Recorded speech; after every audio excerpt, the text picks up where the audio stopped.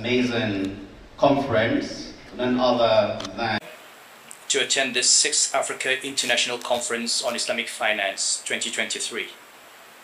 I wish to congratulate the organizers for maintaining this event, the first of which started when I was governor of the Central Bank of Nigeria and is now witnessing its 6th chapter, and I also wish to thank them for inviting me to speak. The theme of this conference is towards a just transition. The International Labour Organization has defined just transition as greening the economy in a way that is as fair and inclusive as possible to everyone concerned, creating decent work opportunities and leaving no one behind. The Just Transition framework aims at integrating social and climate justice, and as a concept has a special relevance to Africa and to Islamic finance. Since the Industrial Revolution, fossil fuels have powered extraordinary growth and development, albeit with huge costs to our climate. As a direct result, we are today in a climate emergency. To avert catastrophe, there is the growing concern to radically switch to a sustainable net zero future. This transition needs to happen fast, but it also has to happen in a fair and inclusive way. If done right, the transition offers immense opportunities, a system change in which all communities, workers, and countries are lifted up. But what about under-industrialized and underpowered Africa, that is only at the receiving end of environmental and climatic disasters, with limited contribution of environmental and climatic pollution? How will the framework achieve integrating social and economic progress with climate justice? How will the move towards a greener economy impact African social and economic conditions? Are there answers in Islamic finance initiatives, especially as they relate to investment practices and the move towards convergence of Islamic finance and impact financing? How do the higher intents of the Sharia shape Islamic finance, especially in the investment culture towards achieving sustainable development goals, as well as the transition to a greener economy? I would like to share some of my thoughts as a member of the National Advisory Board of Impact Investing Nigeria, a subset of Impact Investing Foundation. The history of investment practice has recorded many milestones. The Global Impact Investing Network Roadmap for the Future of Impact Investing beautifully captures these milestones as they develop towards impact investing.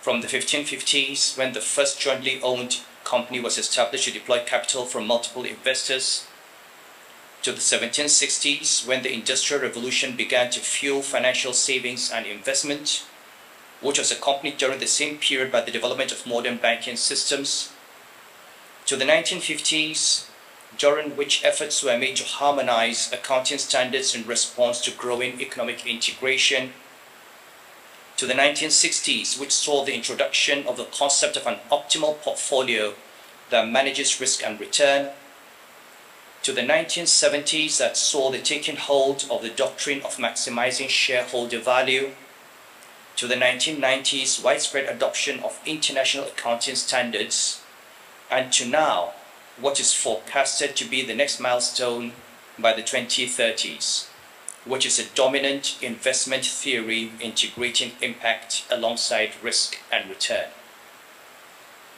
The global economic system has generated unprecedented cumulative wealth and prosperity and pulled hundreds of millions out of poverty. But existential threats to climate change with its attendant increased frequency of natural disasters, rapid depletion of natural resources, rising inequality, mass migration, disillusionment leading to extremism, and equal distribution of the benefits of the global system between countries and between subnational groups, creating perils of international security, all threaten to undo the remarkable gains. The global financial system has made most investment activity to occur in secondary markets, which currently comprise a large share of speculative transactions that enrich investors without supporting new investments in businesses in the real economy. Both investors and managers emphasize maximizing returns, giving priority to short-term profits with no market incentives that focus on long-term creation of value. Despite this trend, a growing number of investors are making investments with the central purpose of generating positive impact for people and the planet alongside financial returns. This practice is known as impact investing, and impact investing assets under management are increasing at an estimated 18% per annum among currently active impact investors, according to the GIIN roadmap. Impact investing is defined by the Global Sustainable Investment Alliance as targeted investments typically made in private markets aimed at solving social and environmental problems. Community investing, whereby capital is specifically directed to traditionally underserved individuals or communities, is included in this category, as is finance that is provided to businesses with an explicit social or environmental purpose. According to the GSIA Global Sustainable Investment Review of 2016, impact investment was estimated to be $248 billion in assets, up from $101 billion in 2014, and it is the fastest growing part of responsible finance in this period, expanding by 56.6% on an annualized basis. This represented a small portion, only 1.1%, of the global sustainable investment universe out of the $22.89 trillion responsible investment. Achieving the UN Sustainable Development Goals targeting poverty, hunger, health, education, climate change, gender inequality, water, sanitation, energy, the environment, and social justice offers solutions to the most critical social and environmental challenges facing the world today. Resources available from government and philanthropy are insufficient. Private capital is essential. It is not only complementary, it is integral. Impact investors have become energized at the prospects of achieving these goals. It is highly pleasing to see one's wealth making an impact. Many impact investors have begun to align their portfolios to the SDGs, and other investors use the SDGs as a means to identify and develop impact investing strategies. In a GIIN survey, 42% of impact investors reporting using the SDGs as a tool or indicator set in their impact measurement and management. Impact investment is not without returns or good financial performance. Only 9% of the impact investors surveyed by the GIIN said their financial returns were underperforming expectations, which shows that over 90% are satisfied that their financial returns are performing to their expectation. Convergence between Islamic finance and socially responsible investing, including impact investing, is growing. The abhorrence of speculative transactions that only enrich investors without connection to the real economy is common to both. Also, the real impact bonds, Green Sukuk and SRI Sukuk issued by Malaysia, and the value-based intermediation strategy of the Bank Negara Malaysia that focus on creating an optimum allocation of resources to productive economic activities by using impact-based assessments considering the environment, society, and the economy are all initiatives that further illustrate this convergence. The two immunization sukuks issued by the International Finance Facility for Immunization that raised $700 million from both traditional sukuk investors and conventional investors, including those with a socially responsible investment focus, also prove that the convergence of Islamic finance and conventional sustainable investment is very possible. A factor that will further facilitate and fasten this convergence is ensuring the fulfillment of the fundamental objectives of the Sharia, the Maqasid al-Sharia, in Islamic finance practice, and giving those objectives their due consideration, especially by Sharia boards of financial institutions in screening and certification. The negative or exclusionary screening done by the Sharia boards that excludes certain sectors, companies, or practices from funds or portfolio, though not based on specific ESG criteria as in the SRI, could be broadened based on Maqasid al-Sharia to include positive and impact-creating screening.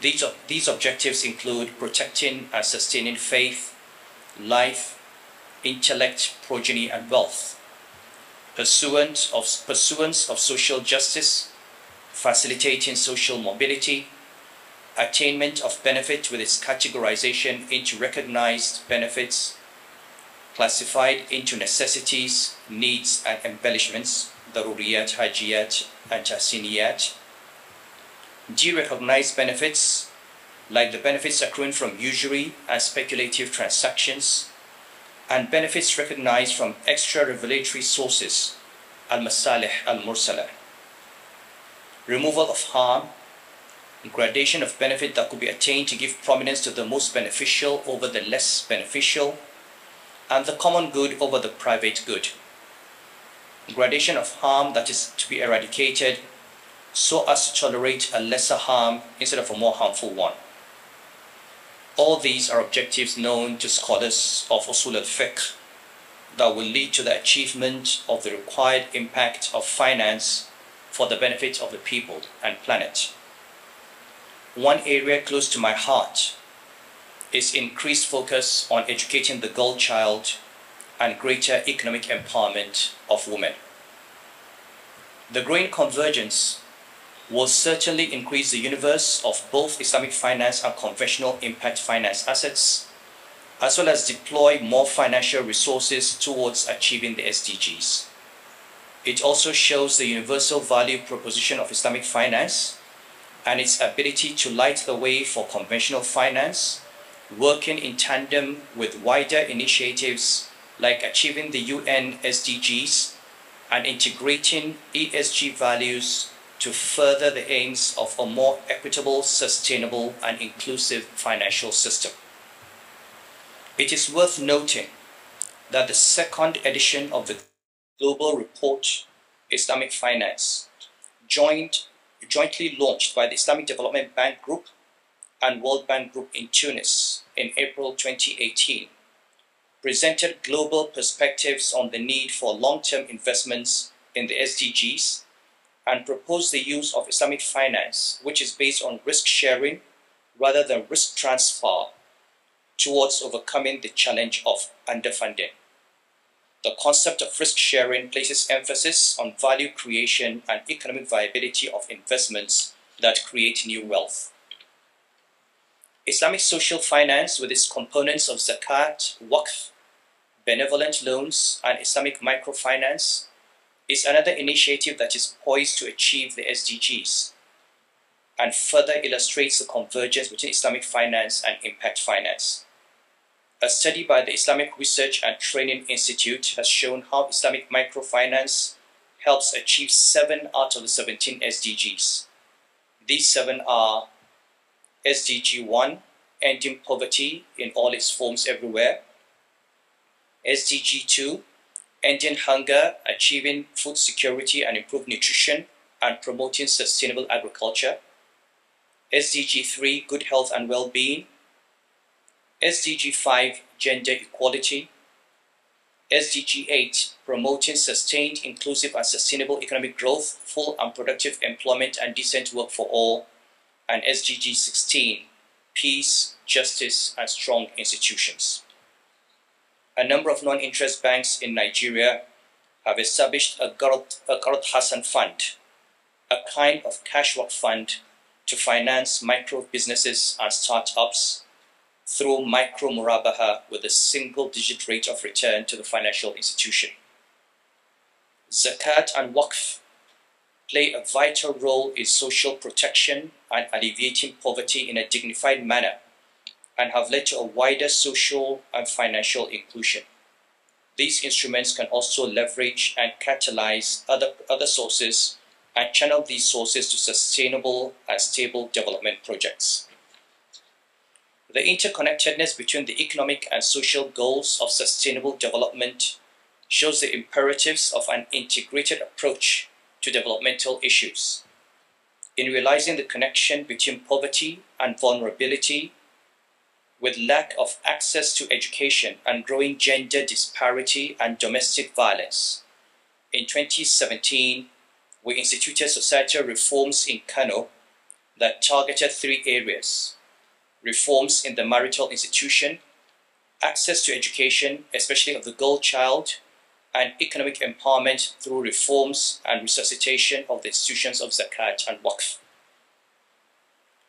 The development of fintech, which has been defined as technology-enabled products and services that improve traditional financial services to both conventional and Islamic finance, has the potential to integrate impact financing into both intermediation systems. Crowdfunding is a fintech initiative that gives the developing world the potential to leapfrog the developed world, according to a World Bank publication on crowdfunding's potential for development work. It facilitates the provision of capital to entrepreneurs and substantial reservoirs of talent and activity that traditional and financial institutions have been averse to extend financing for.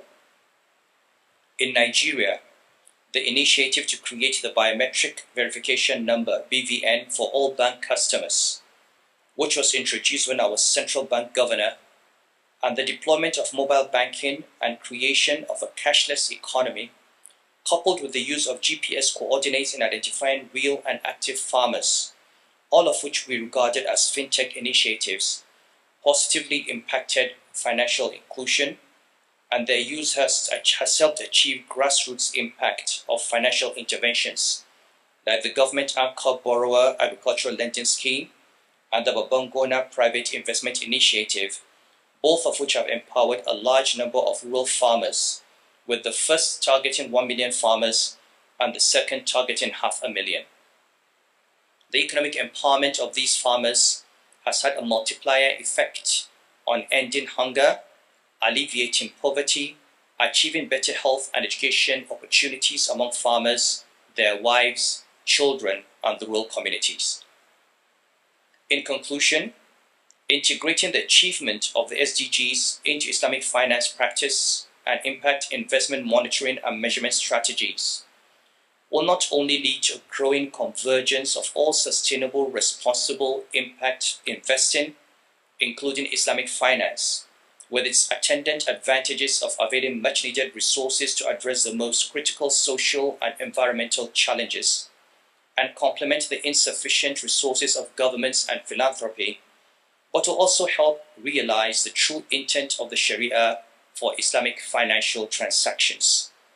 This integration will fit into the framework of a just transition to a net zero future.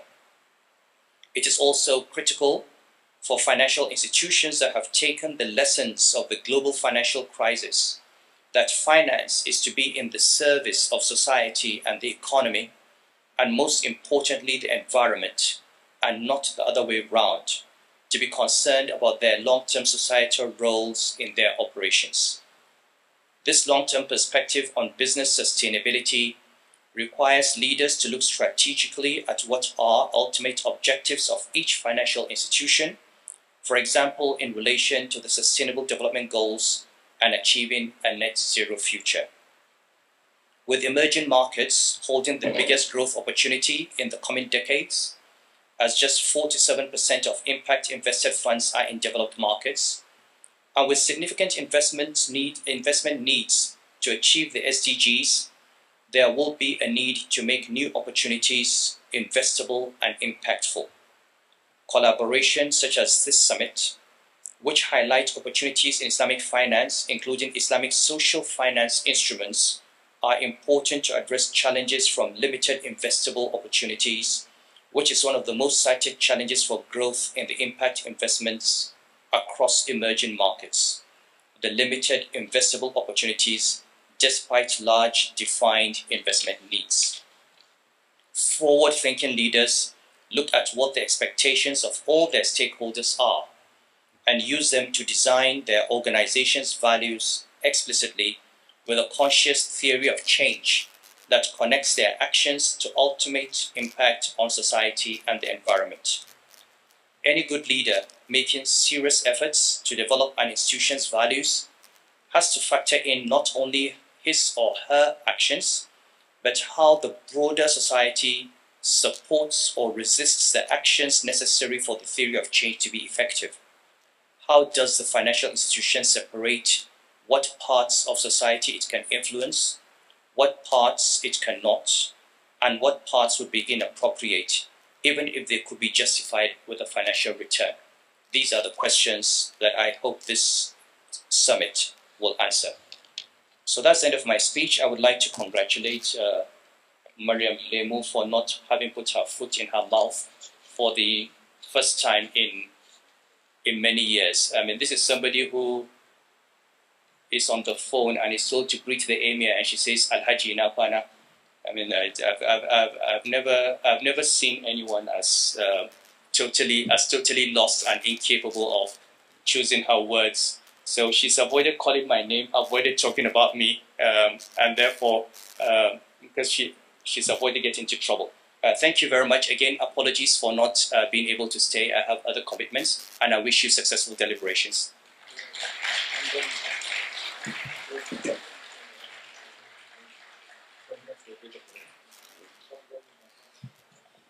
Please put your hands again for the